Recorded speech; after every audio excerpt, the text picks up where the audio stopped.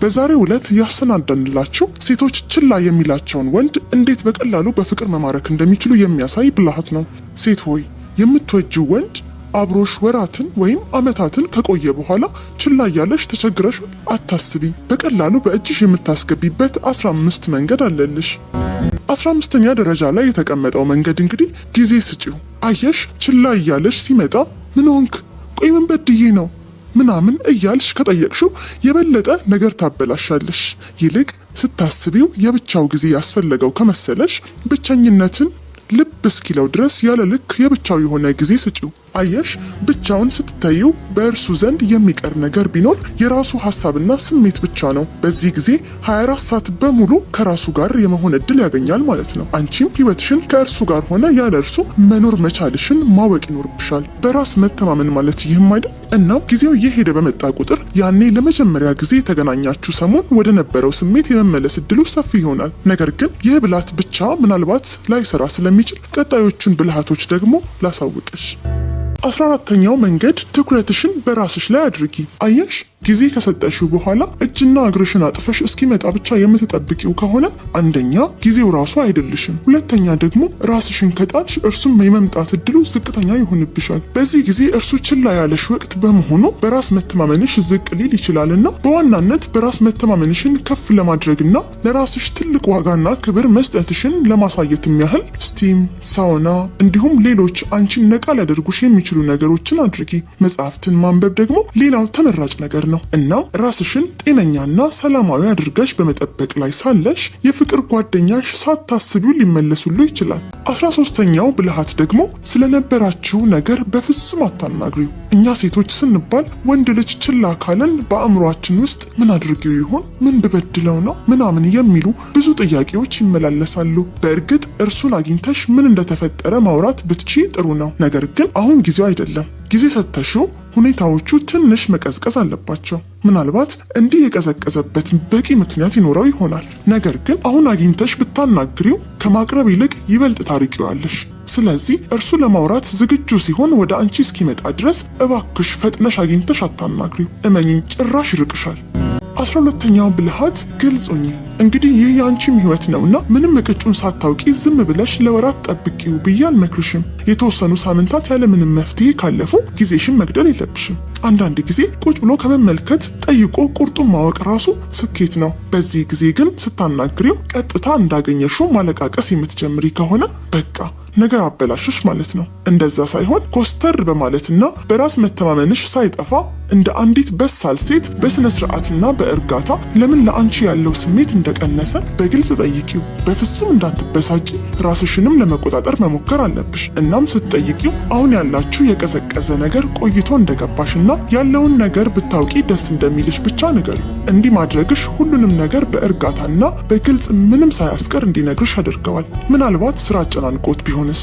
ወይም ደግሞ ፍቅራችሁ እዚህ ጋር አብቅቶለት ሊሆንም ይችላል። ወይም የቤተሰብ ችግር ገጥሞት። ብቻ ምን አለፋሽ ዋናው ነገር ከዚህ በኋላ ስላለ ሁኔታ በቂ ፍንጭ ታገኝና ስለ ቀጣይ ህይወትሽ ትወስኛለሽ። 11ኛው ብልሃት ምንድነው ከተባለ በቡድን በምትዝናኑበት ጊዜ ጋብዢው። አየሽ የፍቅር ጓደኛሽ ለአንቺ ያለው ስሜት እንደቀዘቀዘ ከተሰማሽና በግልጽ አብረሹ ለመሆን ከጋበዝሽው ይህ ነገር ጭራሽ እንዲርቅሽና እንዲጠላሽ ያደርገዋል። ስለዚህ በቡድን በምትሆኑበት ጊዜ ቀለል አድርገሽ እንዲቀላቀላችሁ ጋብዢው። ወይም ሆን ብለሽ የአንቺና የእርሱን የጋራ ጓደኞች እርሱ ወደሚወድበት ቦታ ለመሄድ ፕሮግራም አዘጋጂ። ከዛ እርሱም እንዲቀላቀል ብትጋብዢው እንደምትለማመጪው ሳይሆን እንደ ሌሎች ጓደኞችሽ እንዳሰብሽው ስለሚያምን እምቢ ላይልሽ ይችላል። ነገር ግን አብረውሽ የሚሆኑ የቡድን ሰዎች የግድ ከእርሱም ጋር ትውውቅ ያላቸው መሆን አለባቸው።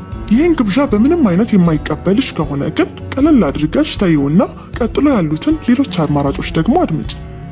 10ኛው አማራጭ ብቻውን ለማግኘት በመቅጠር ፈትኚው። በቡድን የሞከርሽው ቀለል ያለ ሙከራ ካልተሳካ ሌላ ስስ የሆነ ቀጠሮ አዘጋጅተሽ መቅጠር ይኖርብሻል። አየሽ ይሄ ከዚህ በኋላ መታገስ እንዳለብሽ ወይም እንደሌለብሽ ትልቅ እድል ይፈጥርልሻል። ስለዚህ በጥሞና አድምጪ። ስትጠይቂው አንድ ቀላል የጽሑፍ መልእክት ብቻ ላኪለት። ለምሳሌ ሐሙስ ዕለት አመሻሽ 12 ሰዓት እራት እንዲህ የሚባል ሆቴል አብረን ብንበላ ደስ ይለኛል። የሆቴል ምርጫሽን ግን ለእርሱ ቤት ቀረብ ያለ አድርጊው። ለምን ሐሙስን መረጥሽ ትሉኝ ይሆናል። ምክንያቱም ከሰኞ እስከ አርብ ባሉ ቀናት አብዛኛው ሰው በስራ ስለሚጨናነቅ ይህ ልጅ ወደ አንቺ ሐሙስ አመሻሽ ሲመጣ እራት ለመብላትና ሊያወራሽ ብቻ እንጂ ሌላ ያለፈ ነገር የማሰብ እድሉ ጠባብ ነው። ምክንያቱም አርብ ጠዋት ተነስቶ ወደ ስራ መግባት ይኖርበታል። ለእርሱ ቤት የቀረበ ሆቴል የምትመርጪበት ምክንያት ደግሞ ለመቅረት ምንም ምክንያት እንዳይደረድር ያደርገዋል። ሩቅ ባለመሆኑ ከስራ ወደ ቤት ሲመለስ እንኳን ጊዜ አመቻችቶ የመምጣት እድል አለው። እና ተሳክቶልሽ ከመጣ የኔ እህት የዚህ ሰዓት ባህሪሽ ወይ ነገሮችን ያቃናል ወይም ደግሞ ሙሉ ለሙሉ ያበላሻል። አሁን ከመጣ በኋላ ማድረግ ያለብሽን ቀጥሎ ደግሞ አድምጪ። 9ኛው ማድረግ ያለብሽ ነገር አድናቆትን ለግሺው። አየሽ፣ እኛ ሴቶች ብቻ አይደለንም አድናቆትን የምንወደው፣ ወንዶችን በጣም ይወዳሉ፣ በተለይ ቆንጆ ሴት ስታደንቃቸው። ስለዚህ ቀለል ያሉ እደግመዋለሁ፣ በፍጹም ያልተጋነኑ ጥቂት እውነተኛ አድናቆቶችን ለግሺው። ይህ አድናቆት በዚህ በተደበረበት ጊዜ ጥሩ በራስ የመተማመን ስሜት ይሰጠዋል። ነገር ግን አድናቆትሽ ከልብ ያልመነጨና እንዲሁ ለይስሙላ ከመሰለብሽ ጥሩ አይመጣም። ስለዚህ አድናቆትሽን በጣም አሳጥሪው እንዳይረዝም። ለምሳሌ አምሮብሃል ወይም ደግሞ ሽቶህ ደስ ይላል። ይህን ሲሰማ ለእርሱ ያለሽ ነገር አሁንም እንዳለ ይረዳልሻል። 8ኛው ማድረግ ያለብሽ ነገር በማህበራዊ ገጽ ቀልድ ነክ ነገር አውሪው። ማህበራዊ ገጽን መጠቀም እርሱን ለማግኘት በጣም ወሳኝ ስፍራ ነው። ለምሳሌ ፎቶ ተነስቶ በሚለጥፍበት ጊዜ ጠብቀሽ የሚያምረውን አካሉን በመግለጽ ኮሜንት ማድረግ ነው። ለምሳሌ ሁሌም ቢሆን አይኖችህ ደስ ይሉኛል፣ ወይም ከጓደኞቹ ጋር የተነሳው ከሆነ ነጭ ሸሚዝ ያደረገው ልጅ ገዳይ ነው ምናምን በማለት ትኩረቱን መሳብ ትችያለሽ። በዓለም ላይ እርሱ ብቻ ግሩም ወንድ እንደሆነ አይነት እንዲሰማ የሚያደርግ ኮሜንት ትኩረት ይስባል። ታዲያ እንዲህ እንዲሰማ የምታደርግን ሴት የማይፈልግ ማን ነው? 7ኛ ማድረግ ያለብሽ ነገር ደግሞ ከስንት አንድ ጊዜ ግሩም ፎቶ ለጥፊ። መቼም ግሩም ፎቶ ስልሽ ይገባሻል አይደል? የማንንም ትኩረት ሊስብ የሚችል ፎቶ ማለቴ ነው። አያሽ፣ ይህን ፎቶሽን ሲያይ ይህችን የመሰለሽ ልጅ ማጣት የለብኝም ብሎ እንዲያስብ ያደርገዋል። ከዚህ ቀደም ደግሞ ኮሜንት አድርገሽለት ስለነበር ምንም ሳያፍር ሊያናግርሽ ሁሉ ይችላል። ነገር ግን መጠንቀቅ ያለብሽ ነገር ይህም እርሱን ለማማለል ሆን ብለሽ እየፖሰትሽ እንደሆነ የሚያስታውቅ ፎቶ መሆን የለበትም። እንደዛ ከመሰለሽ የባሰውኑ ልታርቂው ትችያለሽ። ስለዚህ በጣም የሚያምር ቦታ ሄደሽ ድንገት የተነሳሽው የራስሽ ብቻ ቆንጅዬ ፎቶ ሊሆን ይመረጣል። በዚህ ጊዜ ድንገት ሲያይሽ እንደናፈቅሽው ያስተውላል ማለት ነው። 6ኛ ቁጥብ ሁኚ። እስካሁን ድረስ የተገለጹትን በጥንቃቄ እየተገበርሽው ከሆነ እዚህ ጋር ስትደርሺ በእርግጠኝነት የእጮኛሽን የተወሰነ ትኩረት እየሳብሽ ነው። አሁን በተወሰነ መልኩ መደወል ጀምሯል። ታዲያ አሁን ማድረግ ያለብሽ ወደ ኋላ መለስ ብለሽ መጀመሪያ ስትገናኙ የነበርሽበትን ህይወት አስቢ። ያኔ እንዴት ነበር? ደወለ አልደወለ አታስቢው። ምክንያቱም በራስሽ የግል ጉዳይ የተወጠርሽ ነበርሽ። መልእክት እንኳን ሲልክልሽ ቀለል አድርገሽ ጊዜ ስታገኝ ትመልሽለት ነበር። አየሽ፣ አሁንም ወደዛ ህይወት መመለስ ይኖርብሻል። መጀመሪያ እንደተዋወቃችሁበት ጊዜ ትንሽ ኮራ ማለት አለብሽ። ሆን ብለሽ ኮራ እያልሽ እንደሆነ ግን ማወቅ የለበትም። ስለዚህ ሁሌ ሲፈልግሽ መገኘት የለብሽም። እርሱን ለማግኘት የጓጓሽም መምሰል በፍጹም የለብሽም። እርሱ ቢኖርም ባይኖርም በራስሽ መቆምና ራስሽን ማዝናናት እንደምትቺ ማሰብ ይጀምራል። አስቦም አይተውም። ሙሉ ትኩረቱን አንቺ ላይ ማድረግ ይጀምራል ማለት ነው። 5ኛ ብዙ አትቅረቢው። ወንድ ልጅን ከልክ በላይ ለመቅረብ በሞከርሽ ቁጥር እየራቀሽ ይመጣል። ምክንያቱም ወንዶች ከምንም በላይ ነፃነታቸውን ይፈልጋሉ። አንቺ ነፃነቱን የነሳሽው ከመሰለው በተቻለው አቅም ሊርቅሽ ይፈልጋል። ስለዚህ ምን ያህል ከሰዎች ጥገኝነት ነፃ የሆንሽና በራስሽ መቆም እንደምትቺ ያሳዩ። 24 ሰዓት ለእርሱ ከመደወልና ከእርሱ ጋር ለመዋል ከመጓጓት ይልቅ በራስሽ ጉዳይ በጣም የተወጠርሽና ከእርሱ ውጪ ብዙ የምትከውኛቸው ተግባራት እንዳሉሽ እንዲያውቅ አድርጊው። ምናልባት በጣም ደብሮሽ እጆችሽ ለእርሱ መደወል ቢያሰኛቸው እንኳን አትደውይለት። ይልቅ ለጓደኞችሽ ደውይላቸውና እነርሱን አግኚ። እባክሽ በደመነፍስ መጓዙን አቁመሽ ቆም ብለሽ እያሰብሽ ተጓዢ። በራስሽ ተግባራት ተወጥረሽ እርሱን በረሳሽው ቁጥር እራሱ ወደ አንቺ ይመጣል። 4ኛ ወደ ኋላ አፈግፍጊ። ለወንድ ልጅ ጊዜ መስጠትና ወደ ኋላ ማፈግፈግ የተለያዩ ነገሮች ናቸው። በእርግጥ ወደ ኋላ ማፈግፈግ በጣም ከባድ ነገር ነው። በተለይ በጣም አፍቅረሹ ከሆነ ከዚህ ይልቅ ለእርሱ መደወል፣ መልእክት መላክ፣ ቤቱ ድረስ ሄዶ አይኑን ማየት ቀላል ተግባራት ናቸው። ነገር ግን እስካሁን እየተገናኛችሁ ካልሆነ ይህን ማድረግ የበለጠ ከህይወቱ እንድትወጪ ያደርግሻል። ምክንያቱም በደወልሽለትና መልእክት በላክሽለት ቁጥር እርሱ በተቃራኒው እንደ ቀላል ሴት እያየሽና እያጥላላሽ ይመጣል። ወደ ኋላ ማፈግፈግ ማለት ከነበራችሁ ግንኙነት ወደ ኋላ መመለስ ማለት ነው። ማለትም እርሱ መደወል ከተወ አንቺም ፈጽሞ መደወል ማቆም አለብሽ። አጫጭር ምላሽ የሚሰጥሽ ከሆነ አንቺም እንደዛው ሁኚ። በመንገድ ስታልፊ አይቶ ሰላም የማይልሽ ከሆነ አንቺም ሰላም አትበዩ። እርሱ የሚያደርግብሽን ሁሉ በማድረግ ህመሙን ማሳየት ይኖርብሻል። ይህም ባደረግሽ ቁጥር ታዲያ ራሱ ወደ አንቺ መቅረብ ይጀምራል።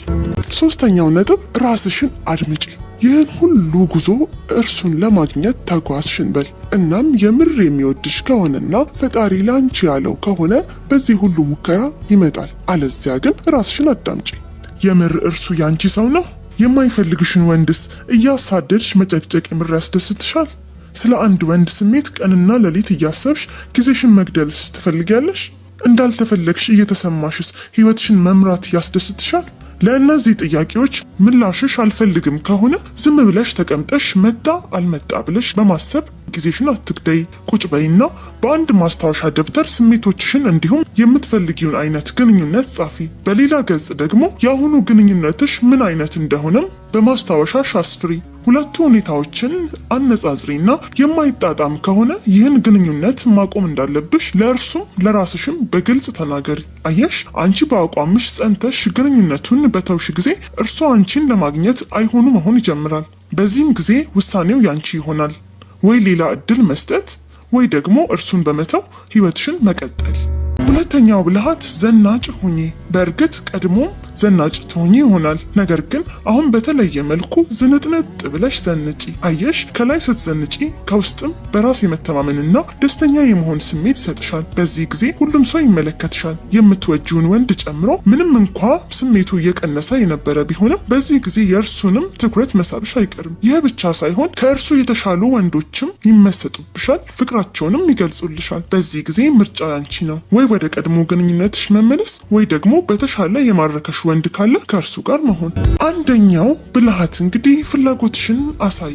አየሽ፣ እኛ ሴቶች ስንባል ብዙውን ጊዜ ሁሉንም እንቅስቃሴዎች ማድረግ ያለበት ወንድ ብቻ እንደሆነ እናስባለን። ጥሩ ፕሮግራሞችን እነርሱ ብቻ እንዲያቅዱ፣ ስሜታቸውን እንዲገልጹ ወዘተ። ይህ ነገር ግን ወንድ ልጅ ወደ ኋላ እንዲያፈገፍግ ሊያደርገው ሁሉ ይችላል። በዚህ ጊዜ እኛ የሚመስለን እርሱ ያልፈለገን ወይም ትኩረቱን ያልሳብነው አይነት ስለሆነ የሄደ ነገር ግን ምናልባት እርሱ የሄደው አንቺ ያልፈለግሽው መስሎት ስለሚሆን እንደምትወጂው ሁሌም ከእርሱ ጋር መሆን እንደሚያስደስትሽ ወዘተ ፍላጎትሽን በግልጽ ግለጪለት። ይህን ነገር በስልክ መልእክት ልትልኪለትም ሁሉ ትችያለሽ። ለምሳሌ ስላንተ እያሰብኩኝ ነው፣ ላገኘህ ጓግቻለሁ። ይህን ስትዩ እንደምትወጂው ይረዳልሻል እና ባልኩሽ ምክንያት ከሄደ ተመልሶ የመምጣት ሁኔታ ይኖራል ማለት ነው። ስለዚህ ፍላጎትሽን መግለጽ በራሱ የምትወጂውን ወንድ የምትመልሽበት አንዱ መንገድ ነው ማለት ነው።